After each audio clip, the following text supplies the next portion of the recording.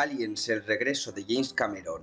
Hacía como unos 15 años que no veía esta película y no recordaba nada de ella. Entiendo que no recordaba nada porque no me gustó y efectivamente me sigue sin gustar, a pesar del enorme culto que tiene. Aporta bastante al lore de Alien, creó el concepto de la reina Alien que pone los huevos y la parte final de Ripley protegiendo a la niña contra la reina Alien es genial. Pero todo el resto de los marines a mí personalmente no me dice nada. No solo porque me parecen un poco caricaturas ridículas, sino porque no tiene ningún sentido que habiendo una colonia invadida por un montón de xenomorfos, que según Ripley les dice, uno ya era muy peligroso, imaginaos un montón, ¿cómo diablos envían solo a unos 10 marines? Es que es ridículo. La acción también para mí se ha quedado un poco desfasada. Sorprendentemente, las únicas películas de Alien que me parecen bien escritas son la primera y la última, Alien Romulus. Sé que es una opinión impopular. Así que nada, un 5 raspado.